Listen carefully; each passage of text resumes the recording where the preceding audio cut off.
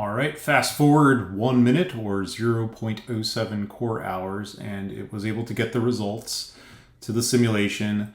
If you click on post-processing of the results, it'll take you to like the pretty pictures with the temperature distribution on it, which is not always the thing you care about, but this is typically the thing that takes you to. And remember that, in our simulation, what we had was a very high heat flux back heater and a relatively low heat flux front heater. Heat transfer coefficients were the highest on the leading edge of our fins, and they were the lowest on the back. And so, like, when you look at the pictures that are generated when you're done, you'll of course see that the top, let's say the top left corner where the heat transfer coefficient is very high, those temperatures are relatively low and close to room temperature. And on the back of the fins, they're a bit higher. And in general, temperatures are much higher on the back side of our heat sink. So, like when I look at this, you can see right away that like this, these fins are not actually isothermal fins, right? So the temperature variation goes from 300 Kelvin all the way up to 400 Kelvin on these things, or if I put it in degrees Celsius, from 36 degrees to 137. So we have a definite hotspot in the back here that's really not being cooled very effectively.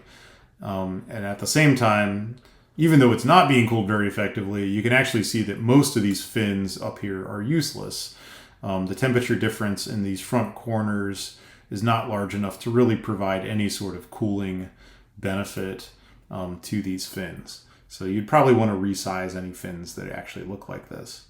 Okay, so what's the thing we care about, right? So the real question is, what is the temperature down in these heaters? So like if this represented a computer chip, would it melt? So to see that, underneath the simulation runs, in addition to the solution fields, which are your temperature fields, it'll actually also show you the result control calculations it did. So in this case, we had asked it to do a volumetric calculation of the maximum temperature on the two heaters. So for example, the maximum temperature on that 35 watt heater, so it'll show you both the maximum and the minimum. The maximum temperature goes as high as, and this is in Kelvin if you look at the units, is up to 410 point something Kelvin. So this is a number we want to pay attention to. This is a number that I'm going to check to make sure that if I use a different mesh, I want to make sure, since this is probably the number I actually care about in the simulation, I'm going to make sure that that number is correct to a certain number of decimal points or significant figures.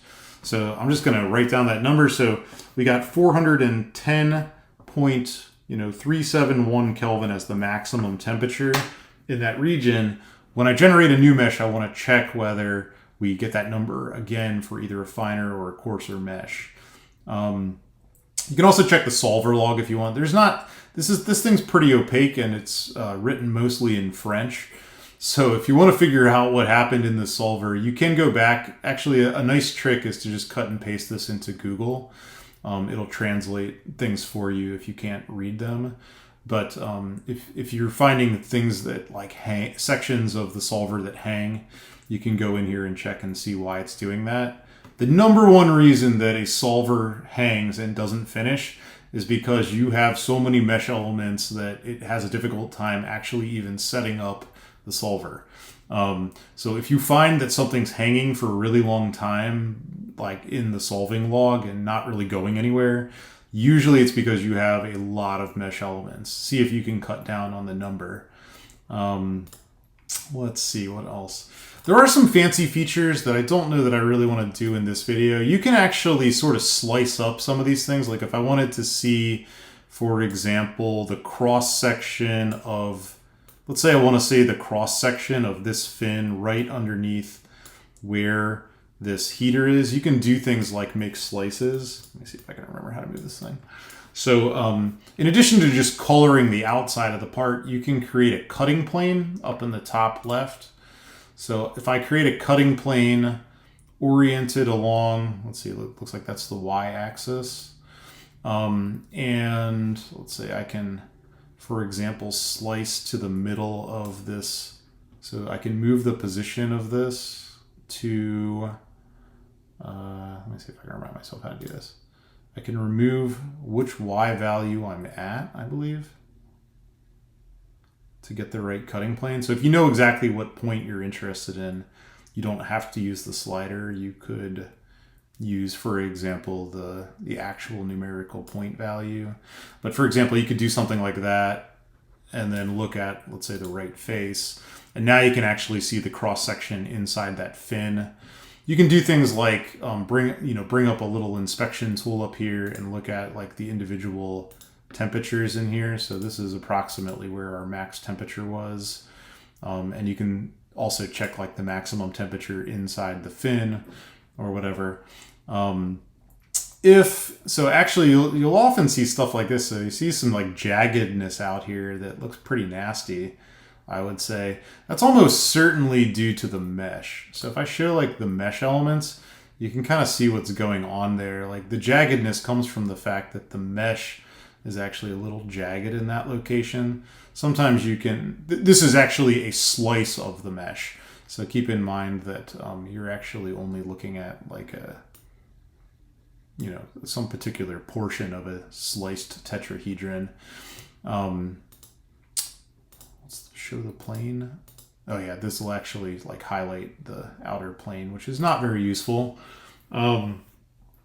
Anyway, you can do stuff like that. You can really pretty this stuff up. There's a tool at the top to take screenshots up here that'll like remove some of the interface so that when you take a screenshot, you get a cleaner picture. I'm not going to do that right now. I don't really care. Okay, so that's probably all you really need to know. The only last thing we really need to do is a mesh independent study. So what I'm going to do is just quickly go make a couple additional meshes and check whether let's say the maximum temperature in the hottest heater is the same when I change the meshes. So let me do that now. I'll just cut off the video.